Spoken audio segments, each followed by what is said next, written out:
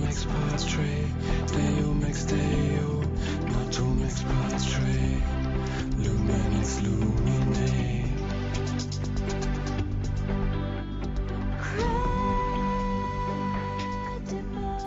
Hello and welcome to Meade County Catholic Radio Talk Show Discussions. I'm Deacon Greg.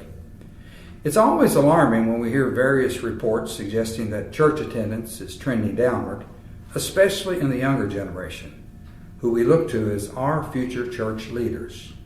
But our guests today may take issue with these bleak outlooks, as they have and continue to work with the young adults in Meade County and especially in their parish at St. John the Apostle in Brandenburg.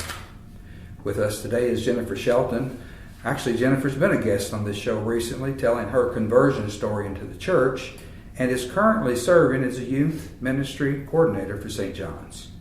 Joining Jen is John Bevan, who has been a long-time parent supporter, along with his wife Allison, who have helped guide their 3 children through the youth program over the years here at St. John's. Jen and John will be giving their perspective on how the youth today indeed want to develop a relationship with Jesus Christ and are witnessing it firsthand. Stay tuned. I think you'll be encouraged by their message and by the message of a couple of the youth that they will have with us later, who will be joining them in the second part of our broadcast. We'll return shortly. Don't go away. Nato mix pas tre, Deo mix Deo, nato mix pas tre, lumen ex lumine.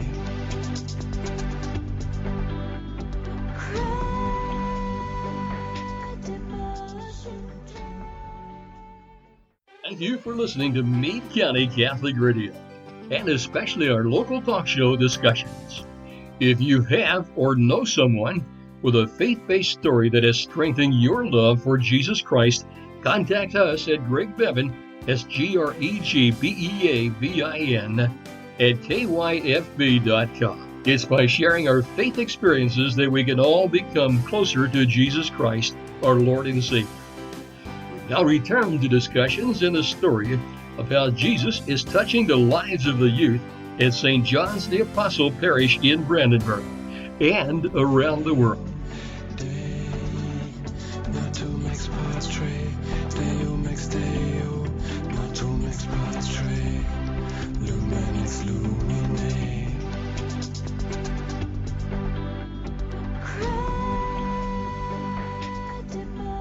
Welcome back to Discussions, and welcome to you, Jennifer and John. We're excited about your involvement with the youth here at St. John's. It is so important to work with youth.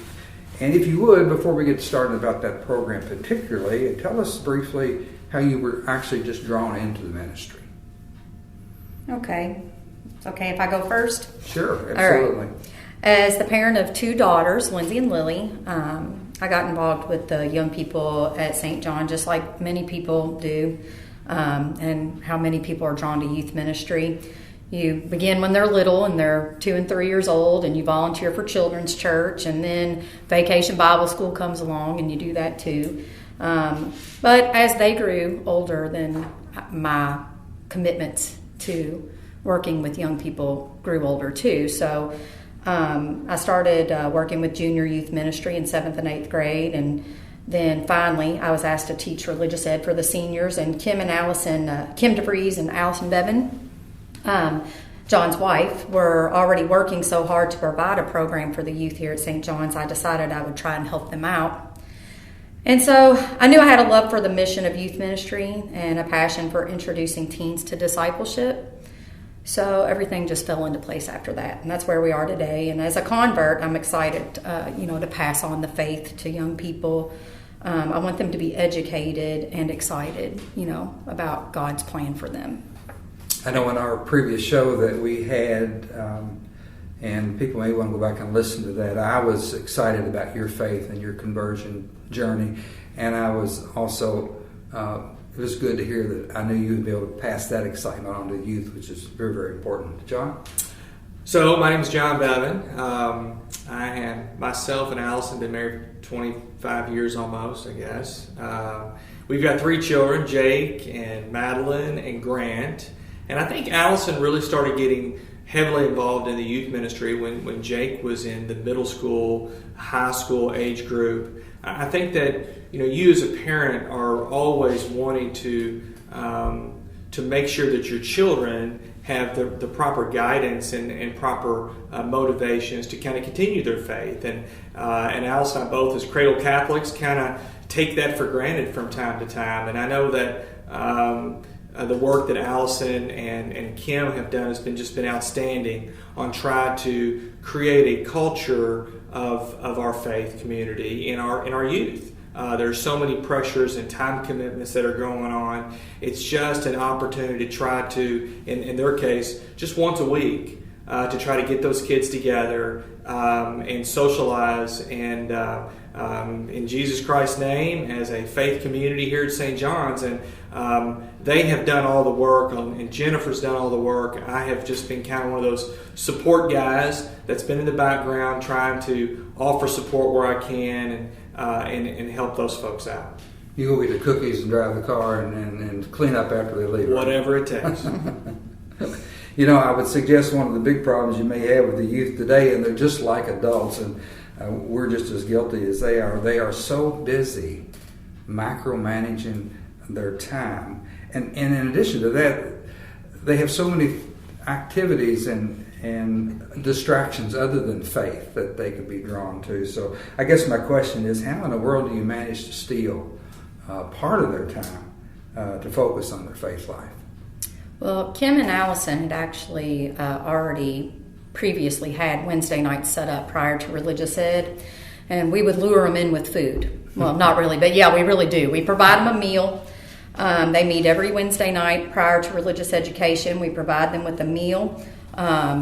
We try to read the gospel for the following week and have a little lesson of some sort or a speaker, some sort of activity. Our priest visits with us most weeks, and then when we've used up our time, they move on to religious education. So we feel like that is the minimum of the expected commitment of a person involved in youth ministry, to come on Wednesday and to fellowship with their peers. But we also do service projects, retreats, events like what we're going to talk about with National Catholic Youth Conference, or other fun activities, mission trips hopefully in the future, or other things that we provide throughout the year that are fun activities. The biggest thing I try to stress to them is that if you aren't asking yourself what's going on at church this weekend, then you're probably missing out on an opportunity to do something meaningful in regards to your faith. And planned activities are very important. They really are, but we know that they're very busy. The kids are very busy. So that's why we try to have a bunch of opportunities available. They're not going to hit them all, but they may hit one or two, and we hope that all of them speak to them in some way, and that they get to engage in their faith in some way. But when they make it a priority and we give them options, occasions for growth in the faith align. Most importantly, they need to know that faith, discipleship, and love of Christ does not have to be provided for them by youth ministry, actually. They need to know that we give them opportunities for growth in their faith, but in all reality, their faith is their own, and these provided scheduled events are just stepping stones to growing in their love for Christ. You mentioned your Wednesday night session, and you start that out with food and exchange of thoughts and the gospel reading and so forth, and you have guests there, because I have been invited to go there a couple of times. Mm-hmm. What impressed me the most about that is that those kids engaged. Mm-hmm. They would ask questions. Mm-hmm. And I thought, now that at least you've opened their hearts up. Mm-hmm. And we have 7th through 12th grade junior youth ministry and high school ministry in that room. So you have a lot of different maturities in the faith in that room. So you're going to have kids who are just listening and they don't want to say a lot. Sure. And then you're going to have kids that are junior, senior in high school, or they're advanced in their spiritual walk and they're ready to learn something really profound. So you just have to provide them with opportunities. The other thing that Jennifer does, and as well as Allison and Kim, is that once a month we have our youth mass at St. John's, And it's really important that the way they do it, every person, every single one of our youth is going to have some role in the Mass that week. And not everybody wants to get up and lector. Not everybody wants to be Lily and get up and cantor. But maybe it's just being the usher. Maybe it's just being a greeter coming in. And I think that's real important to kind of make that transition over to being a spectator, to being a participant in your faith. And over time, we've watched kids that have just get up there and they're in the youth choir at a very early age, and next thing you know, it's Kyle Parker up there lecturing, or Chip DeVries coming up to lecture. Mm-hmm. And those things are really rewarding, and I think our parish gets a lot of energy from seeing our youth come up and being engaged in that. And I think the more we feed them, the hungrier they are. And that's where the NCYC opportunity has been so good, as well as service projects that we've done with the youth as well. You know, the church teaches us, John, and as a parent perspective, of course, Jen, you're a parent as well, of course, but you kind of come from different angles as far as actually having to coordinate the program. But the church teaches us that really the first teachers of our faith is and are the parents themselves. So in what ways do you as a coordinator, and even you, John, as a parent, try to encourage other parents to come and help and bring them together to help be a part of this program, to let them know that they're part of this effort as well as you? You just don't drop them off and we're going to teach them their faith. They have to bring faith with them, and you supplement that, and then they have to follow up on that later. This is the $64,000 question of our faith right now. St. John, and really the Catholic Church as a whole, is in the process, I think, of revamping programming and trying to do a better job of working with parents. We are trying to remember that faith and faith formation, youth ministry, discipleship, personal spiritual growth, this is part of our daily life. This isn't religious ed related or faith formation related. This isn't youth ministry related. This is something that you do daily. It's not reserved for funerals or sacraments or weddings. Faith isn't lukewarm. It's an all-consuming fire, and it should be present in most every aspect of our daily lives. My observations regarding parental involvement in the area of youth ministry has been very limited. I'm very new to this position, but I will say that every area of our lives can use a little bit of improvement. Without sounding too critical, I'll mention that I have parents who are very involved, and I have parents who think it's the job of the church or religious ed director or youth minister or priest to provide their child with what they need to become an involved Catholic Christian. And unfortunately, that's really not the best alternative for passing on the faith. We only get a few minutes with their children a week. So I think the biggest thing is Jesus tells us, like you said, Greg, that family is the first teacher of the faith. In Deuteronomy, he says, we should love the Lord our God with all our hearts, souls, and might. He then says that we should teach this diligently to our children and talk to them in our homes, when walking by the way, when we lie down, and when we rise. So the key word for me there is diligently. It's the word that speaks to me most in these verses as a mom or a youth advocate, a representative of the faith. Being a diligent leader in your household, it takes a lot of work and a lot of commitment. It's not passive at all. I challenge the people at home with their kids. Think about how many times you mention Christ in your home in a day. I mean, how many times do you say Christ's name or reference a teaching? Does he come into play when you're making a parenting decision or when you're on the fence about let's say a decision where your kid's going to go to college, or do we ever say to each other, let's pray about that, let's sit down and pray about that? What is Jesus telling us to do in this particular situation? So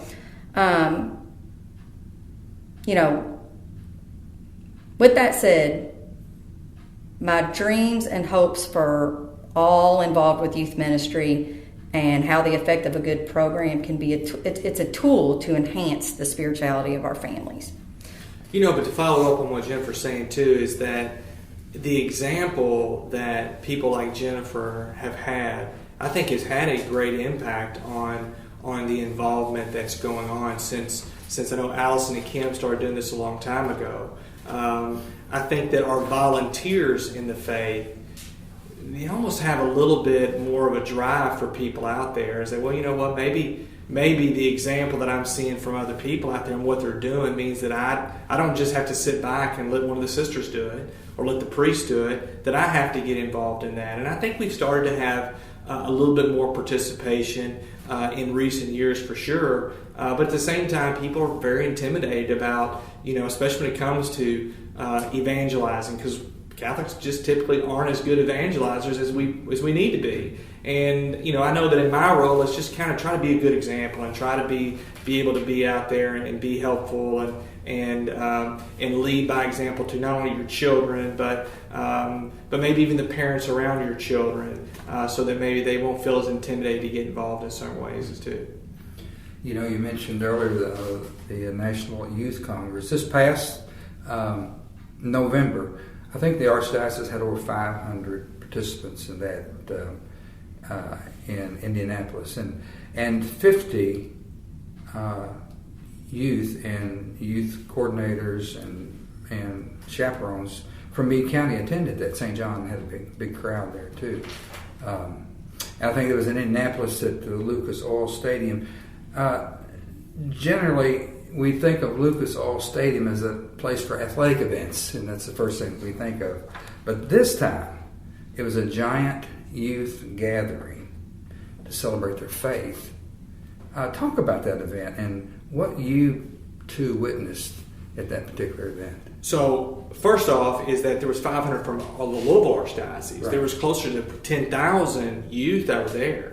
And you talk about an athletic event, it was full contact Jesus is what it was. I mean, this was... It was 20,000. Was it 20,000? Yes. The whole lower bowl was full. And it was really a truly inspiring event. And I've heard about it. I know that Jake and Madeline had both gone in years past.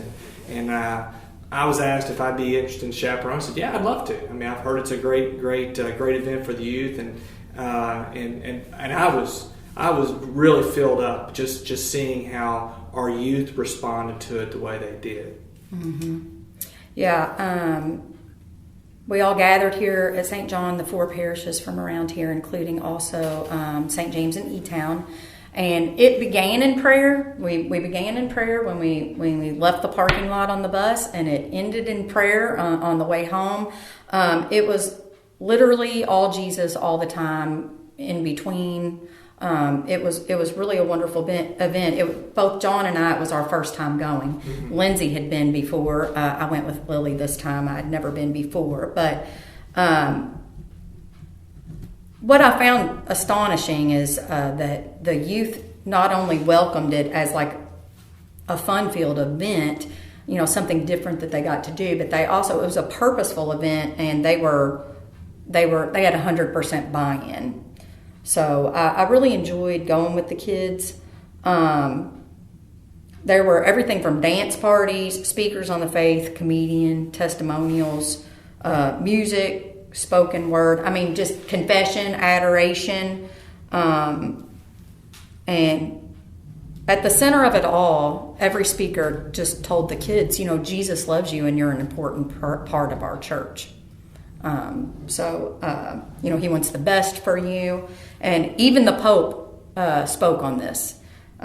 He sent these words to them. It's just amazing to hear the dedication from, to young people from across the globe. What was really refreshing, too, was how young the clergy was at this event. Mm. I mean, we had... The main leaders that of the event were probably in their 30s or 40s, and really tremendously filled with the faith. Some of the other speakers that are in the clergy may have been college athletes who had had a conversion at some point and decided to give the rest of their life to the service of Jesus Christ, whether as a nun or as a priest. And those things were really, really impactful on a group of young people. And I think the other thing that was so impactful was that when you're in this, you're not in a church, you're in a Lucas Oil Stadium. And it reminded us whenever we went to see the Pope at Yankee Stadium, and you celebrate the Eucharist with tens of thousands of people, and you can just feel the presence. It's there. And the kids can really feel that, and they absorbed it. It was amazing to me how they were moved by it in profound ways. And I don't think there was a single kid in our group for sure that took any second of it for granted. Mm-hmm. They were ready to get up in the morning and get on the bus and get back over there and be challenged, and that was super refreshing. You said they were involved all the time. And always mentioned Jesus, so they didn't get tired of hearing about Jesus. Then. No, I mean, I remember I try to come back and let our parish know, especially if they've been involved in fundraising or giving of their time, talent, dollars to our youth program. I've tried to make it a habit of coming back and letting them know, this is what, if you gave $1 or $20 or $200, this is what effect you had on this person's life. And I just remember writing down, hey, the fact that these kids were so profoundly affected, there's nothing you have to worry about the future of our youth.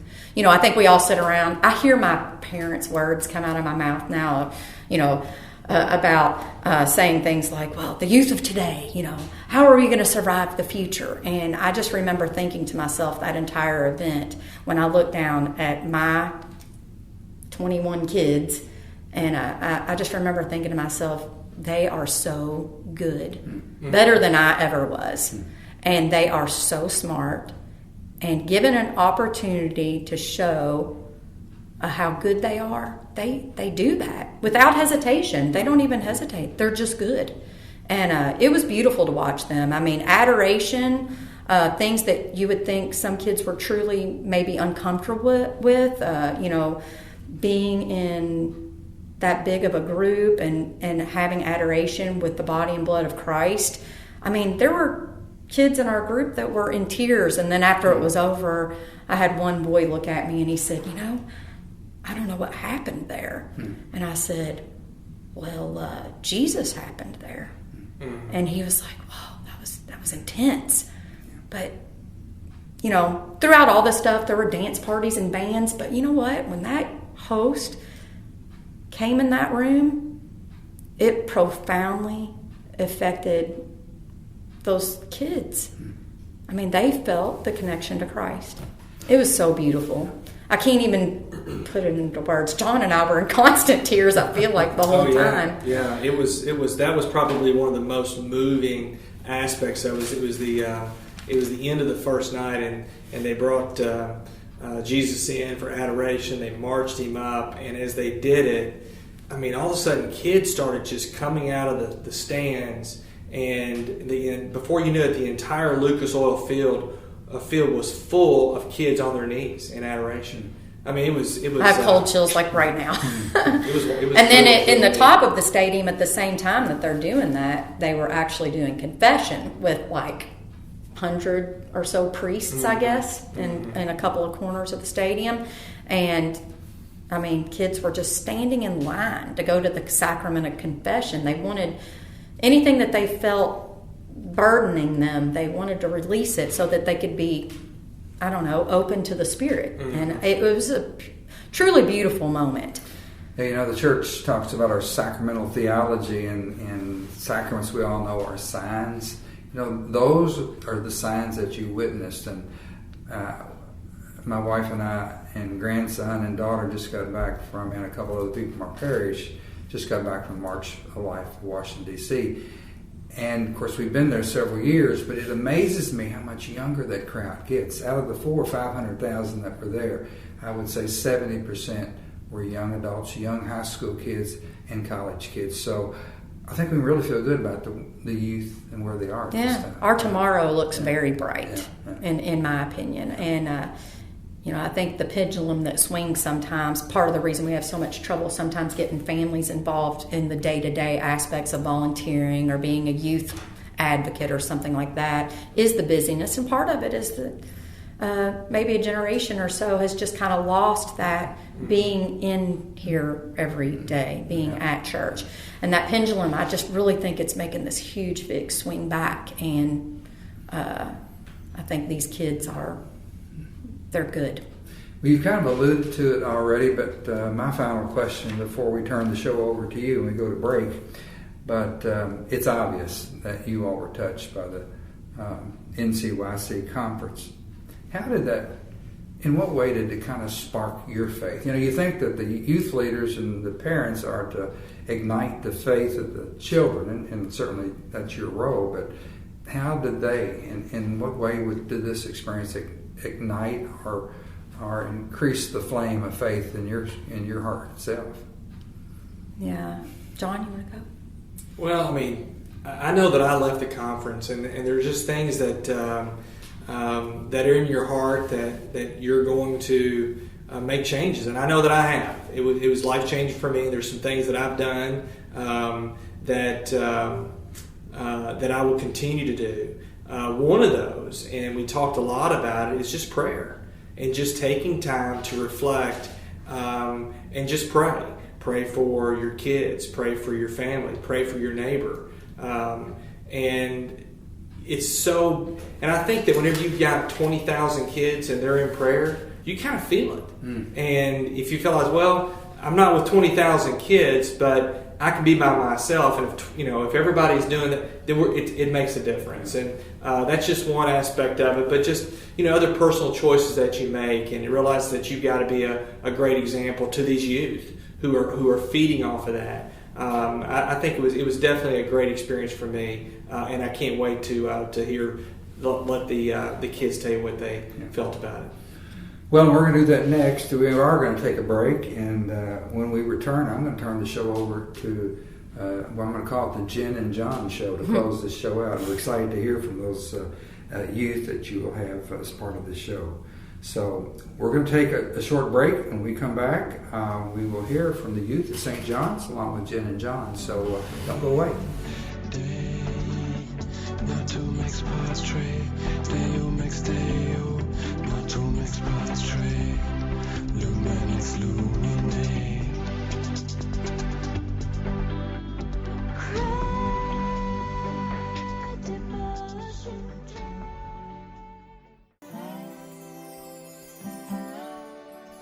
In Isaiah chapter 43, verse 1, the Lord says, I have called you by name.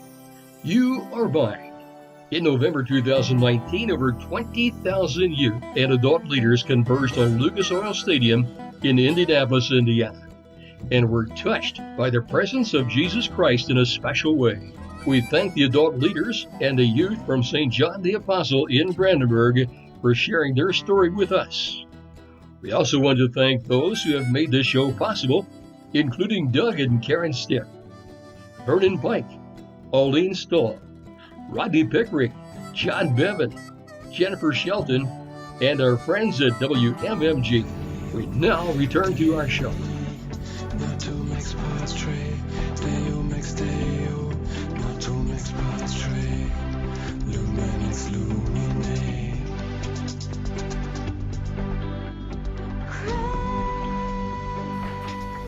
We're back with discussions on Meade County Catholic Radio. I'm John Bevan, and with me is Jennifer Shelton. Hello. And we are here with some outstanding youth this evening to kind of report back on some comments that we had with Deacon Greg a little bit earlier. And I'm going to first kind of go around the room and let you know who's here. So we're going to start to my right. Hi, I'm Lily Shelton. Abby Powers.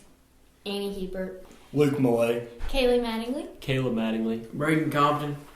Jen Shelton. And Jen Shelton is still here. So before we kind of talk about a big event that we had here recently that these youth were fortunate to attend, I first want to kind of talk about what they have been doing on every Wednesday night, and that is their own youth ministry. We have our religious ed on Wednesday nights. And before that, they get together and break bread and have a meal. And I just wanted to kind of ask you guys how important that has been in your all's faith journeys. I find that very important. When I come to youth every Wednesday, it really helps me take a center back and realize that no matter how hard my schoolwork is, no matter how busy I get, I always have time, an hour just to Jesus.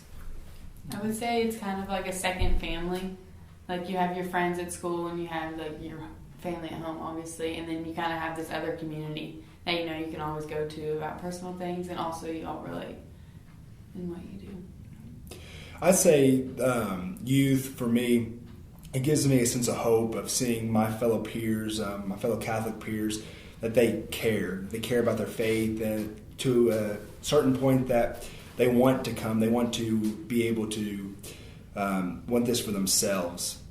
And being able to see them each and every week come back and love their faith, it helps me. It gives me that hope of wanting more for myself. So let me ask you guys a question. So on Wednesday nights, you come in, I think it's at 6 o'clock, and somebody brings a meal, right? Mm-hmm.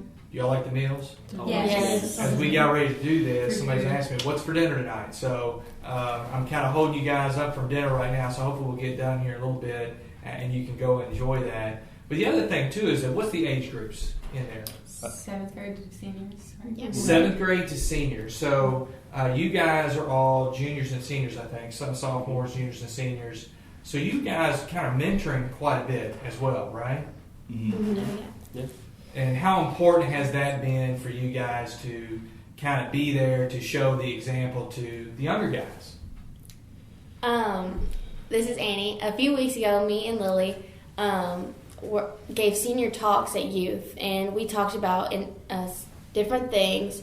And I remember coming back whenever I was in 8th grade or 7th grade and listening to older seniors give their senior talks, and I just waited for my turn to talk about whatever I wanted and can just share what I have learned in this youth group and what I have learned in the little life that I've lived so far, to share that with all the younger kids. And I think sharing what we've learned and talking about what we can give back to the church really connects our youth group and makes the environment more comfortable and makes the younger kids more comfortable with the older kids and vice versa. So one of the things that I have noticed, and I talked about this earlier in the episode, was that once a month you guys are responsible for the Mass, right?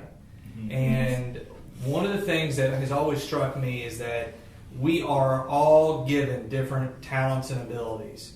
And it might mean somebody like Lily is going to cantor, and somebody like Abby's going to go up and lecture, and Annie does. And, we all have different aspects that we participate, but everybody in the youth is participating in the Mass. And I just want to tell you guys that as an adult in the pews, how refreshing that is, and how we get a lift from seeing our youth participate in that as well.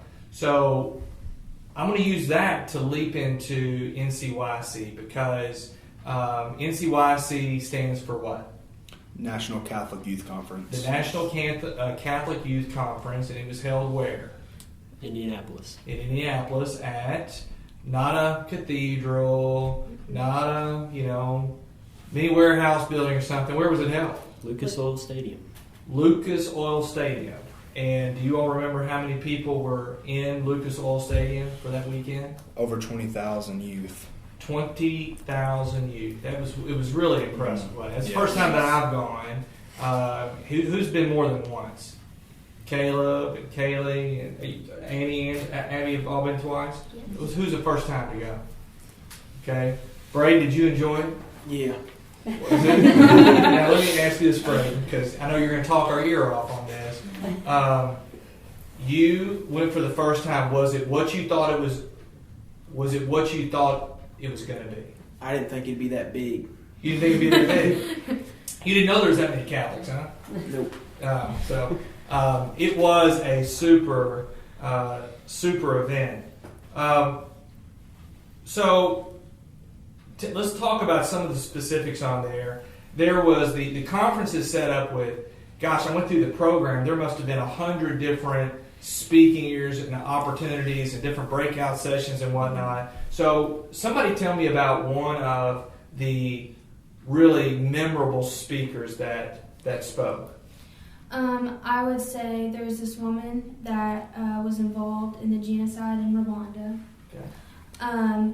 She talked about how she had to hide in a bathroom for over 4 months to avoid getting killed. And she said every day she prayed the rosary, every single day, praying to God that she would be safe and the people with her would be safe. So one day, the people who were trying to kill her came in and they were searching the house, and they finally got in front of the door where she was, and she said that she saw the shadow of their feet, and then they said, "Oh, we trust you. You're not hiding anybody." Because she was being hid by somebody in that community who... A sympathizer. Yes. Right? So somebody who was part of that tribe or whatever it was that was not being targeted, Yes. was hiding another family there. And they had searched the house many times, but they got right to the door and they said, "We trust you," and they walked. It's almost They like... walked out. Do you think it was like Star Wars where the Jedi mind trick was going on? Yes. It's like, you do not want to enter this room. I mean, it really was amazing, and her story was so passionate. And she was the only one from her entire tribe who survived. Right. And family. Her entire family was killed. Mm-hmm. And I believe what I recall from her saying also is that her father, I guess, was the main leader in their tribe, and he got all the, I guess, per se, members of the tribe, and they all went to confession and said a rosary before the other tribe that was coming to kill them. And how I think awesome that was, that her father, how strong of a Catholic he was, how strong of a Christian he was, and to knowing that they will die, knowing that it's so important to go to confession, to have your last rites, because that ultimately is how you get into heaven, and making sure you don't have any sins on your soul. And so that brings us back to the point of going to the confession and why that's so important. And her story really touched on that, because you don't know when you're really going to die. And so I thought that story was amazing. You know, and the other thing that struck me about her is that when you have nothing else in the world, you still have prayer, and you still have God, you still have Jesus in your corner. He's there. And too often, I think, in our Western culture, we kind of forget about it because we got everything we need, right?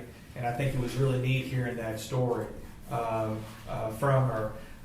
Luke, you also mentioned the other speaker was one of the nuns from New York. Tell us a little bit about that one.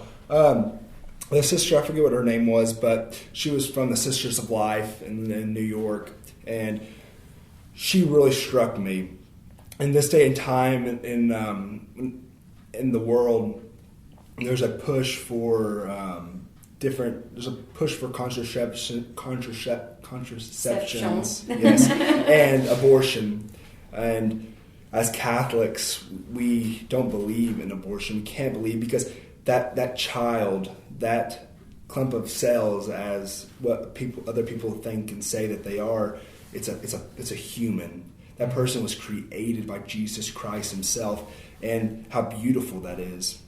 And she told us a story about, she had a young woman come to the convent, and all the other sisters were praying, but she was off doing chores and cleaning. And when the young woman came in, she sat her down, and they just started having conversations about life.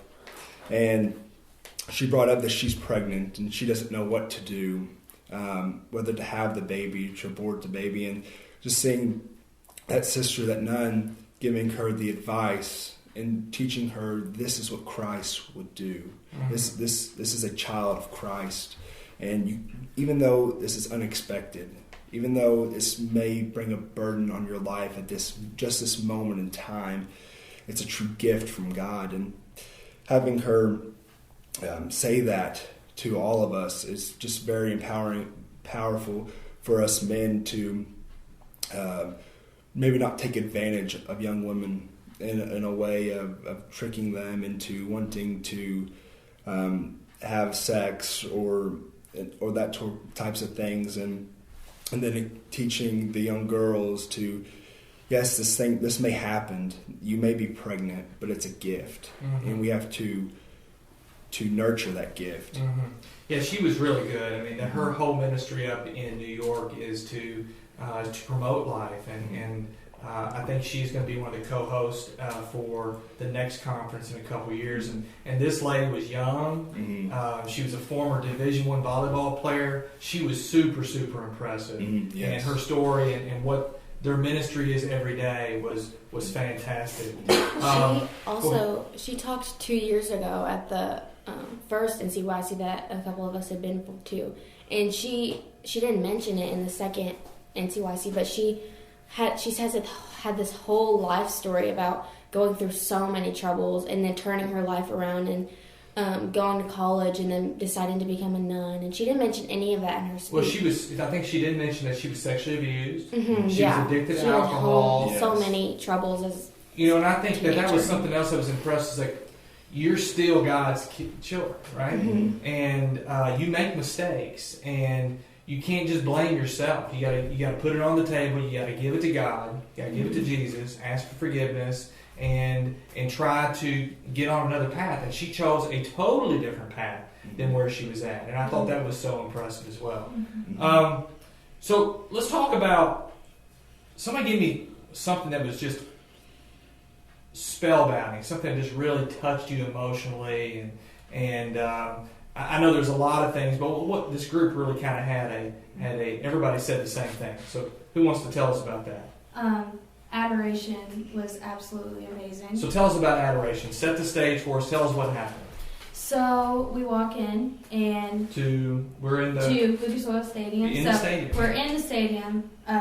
They bring the host in. They bring Jesus in, and it's a really nice slow walk around the stadium to really, tell us this is God, so take it seriously and really focus in on it. And finally, it reaches the middle, and they sit it down, and we're all told to kneel, so we kneel. And there's also priests all around us for confession if we feel we want to go as adoration is happening.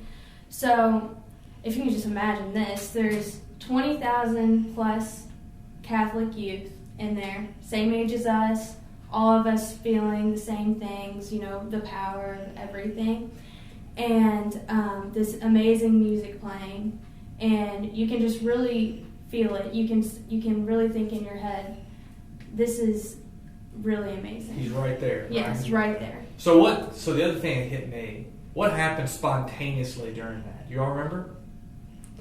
Mm-hmm. All of a sudden, people started filing out of the bleachers and going down to sit a little bit closer. Mm-hmm. And kneeling, getting closer. That's what I was getting ready to say too.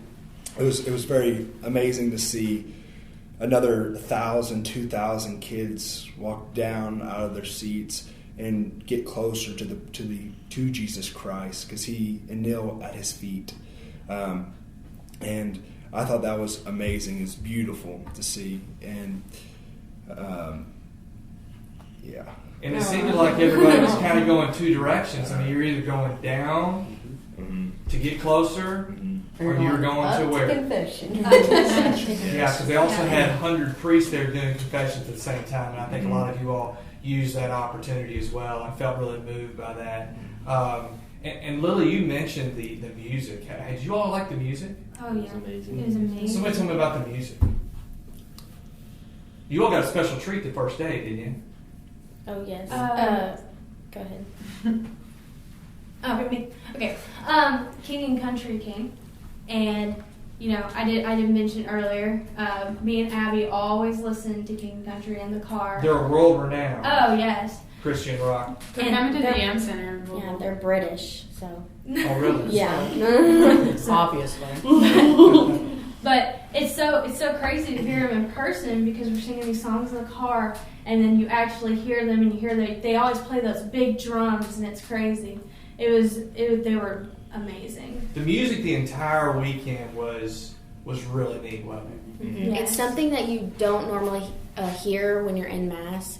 And if you don't listen to like Catholic radio or Christian radio, you don't really normally hear the contemporary music that churches or people of Christ can bring to the world. And at NCYC, all you hear is contemporary, and everyone knows the word to every song. And when everyone is singing in adoration and just on a regular night, everyone's singing, it feels so powerful. And that's another thing about adoration that I personally love, is that everyone's singing and everyone feels the exact same thing, and everyone can see the power and feel the power on the same place in their hearts. Yeah, and you could really hear it echo. What was crazy is when we stopped singing and the band, they knew that it was going to echo, and they stopped playing for a second, and you heard our last note echo across the entire stadium. It was crazy. Caleb? One thing I wanted to add was, when you get into Lucas Oil Stadium, it was dark, but once the host comes in and goes into the center, that's the only thing that was illuminated. Right. And that really struck me because it shows that Jesus was there with us. And they wanted Jesus to be the centerpiece of adoration, and they did a really good job. It wasn't a spotlight on the musicians. It wasn't a spotlight on the priest or the bishop. It was right there on the host, and Jesus right there in the center. Yeah, that was really neat. Yeah, you're right. So, Abby, you said something earlier that, it was so neat that you kind of you were on this Jesus high almost, right? So, and that, I'm sorry, Annie said that. It's okay. I was going to let you take it. So Annie said, you're on this Jesus high, and now you got to kind of convert that, and you kind of talked a little bit about trying to replicate that, and you do it every Wednesday. Mm-hmm. So even if it's not NCYC, if you go on like a retreat or any type of weekend or somewhere where you're just filled with a bunch of people that care about God and care about Catholicism, and you just get on this Jesus high, and they say that sometimes at NCYC, and they say don't leave here and just forget about, and just go on a Jesus high and just forget about what happened, try to live with it. And every Wednesday, whenever I come to youth, I kind of get that feeling again. And it's really, not to say drug, because it's not a drug, God's not a drug, but it makes you want that all the time. It makes you want to feel that way again.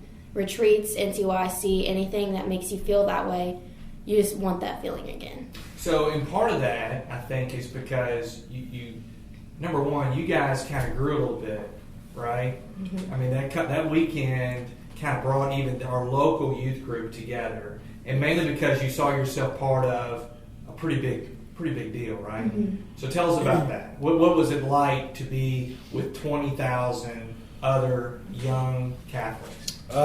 For me, I believe it was a sense of hope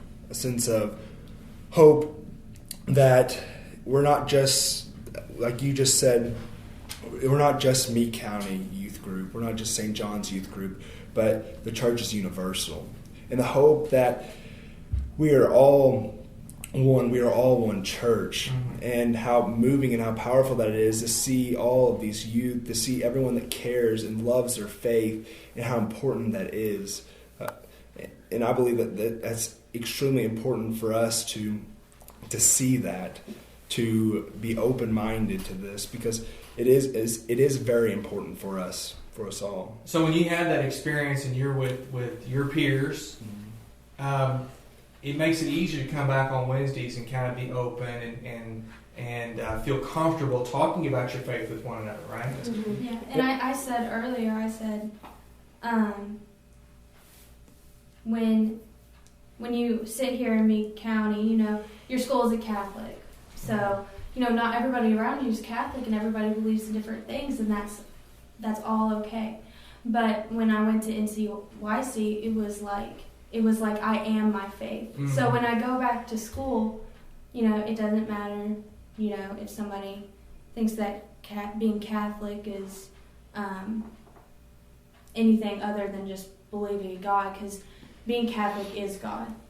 And so is everything else, and everybody else who believes in God is also God. But we're all God together. So my faith is just who I am as a whole person. So is it fair to say that your all's faith was strengthened in this event? Yes. I think it also showed that like anywhere you move, you can find that home base in the Catholic Church, because it's literally you can move anywhere in the world, and there's going to be a Catholic church that you can go to. And guess what they're doing? They're having the same readings, and the same, not the same homily, but the same gospel preached every week, whether you're in Meade County or you're in Rome. So that's a really neat and powerful resource that we have for sure.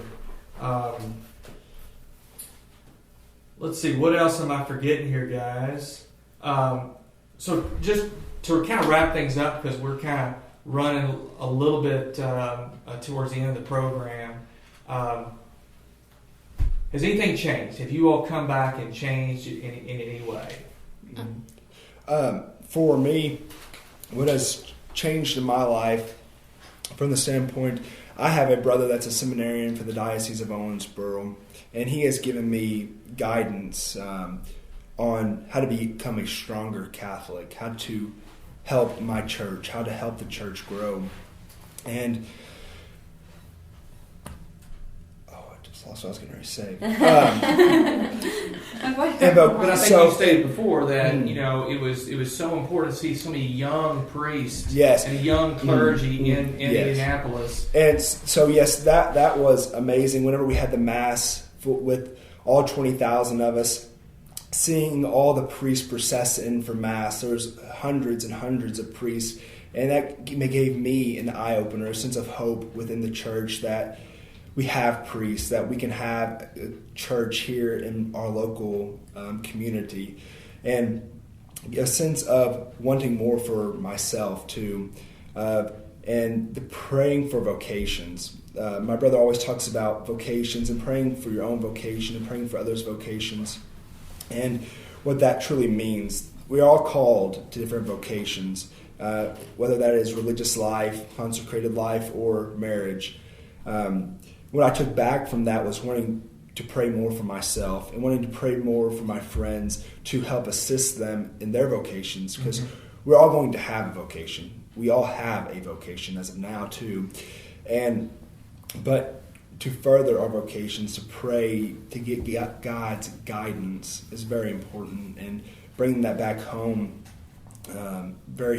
is very important for me, and I believe it's important for every youth to pray for their own vocations, because you're going to have a vocation, if that is marriage life, which for most of us it will be marriage life, but also to have the door opening. See, it's not really a big talk on getting vocations for priesthood or being a religious sister, but those are extremely important for the church. This past week, we had a Italian night after church with our parish to come in and eat. And I was talking with Jack Parker and Sister Lydia, and we were talking a little bit about vocations. And what Sister Lydia was talking about, she made sure to tell us that she was praying for us and how important that is. She made sure she was praying for our vocations, and whether or not that is in priesthood, religious life, or getting married, but having that sense of, like I said earlier, hope, having that sense of wanting this for yourself, and having her say that gives that wantingness for ourselves to want more, to pray for our own vocations. And I know for me, I pray for my friends and their vocations, because whether they may not think maybe priesthood is their thing or maybe marriage isn't their thing, but praying for them, encouraging them, I believe is very, very important. And that's what I kind of brought back to my back home, is wanting that. I think there was a common theme throughout the conference that we need to take time to pray and take time to do our own Bible study. And I think we all take that for granted and want to leave it up to somebody else to do, but we have to take that responsibility ourselves. Jennifer, I'll let you kind of I know you had a story or that you wanted to talk about. They were talking about how things, we talk about, those kids today or, whatever. But I think the biggest thing that I brought back is my first time at NCYC too. And I was completely blown away. And one of my most favorite moments was, and John, you'll remember it too, we're all sitting in a row, and we had come for the last day, I think it was, and I think it was when the sister from Sister for Life from New York was there. She was speaking, and I can't remember if it was her or one of the speakers that asked us to pray for each other. So we were kind of sitting in this really long row. You all were really far away from me. And here we're sitting all kind of one after another, and then us parents are kind of over in one side. And at one point they said, okay, I want you to hold your hands out to the youth around you. And I'm like, my youth are way down there. They're like 25 seats away, And so I just put my hand on, I can't even remember whose shoulder it was. It might have been Grant's, or I can't remember. But so I'm closing my eyes, and Kim DeVries has her hand on my shoulder, and John's right next to her praying, and Stephanie Parker's praying with Chip DeVries, and I close my eyes, and we're praying for our youth as hard as we possibly can. And I open my eyes, and every single kid has interlocked their hands, and they're all holding hands all the way down the row. And it was as if you all were trying to soak up our prayers from your youth leaders, all the way down that row. And it was so impressive to me. And then the next thing they wanted us to do is they wanted the youth to pray for us. Well, by that time, I am kind of a little verklempt, and I think John's a little verklempt even right now, but we just are thinking how wonderful it is that our youth are praying for us. I was kind of teary-eyed over it because we didn't ask you all to hold hands. We didn't ask you to come together in prayer. You just kind of did that on your own. And I thought it was a really beautiful symbol of how we had come in, maybe as individual youths from the diocese, and that we were all leaving as one kind of really dynamic group. Also, that story, since we were in such a large row, there was so many other youth groups around us. The youth leaders from other groups prayed over us as well. And we prayed over them as well whenever we were told to pray over them. And it was just another way that we all felt as one instead of separate entities in a big community. We all felt all together in this big community. It was great. Well, listen, you guys, I thank you all for taking the time to kind of reflect a little bit about what we experienced. It was a tremendous weekend, and you guys are some great kids and going to be great adults and great leaders in your communities, and we thank you for that. You've been listening to Discussions with Jennifer Shelton, Deacon Greg, and our outstanding youth. Thanks for listening. Keep praying for our youth and supporting your activities in your church. I'm John Bennett.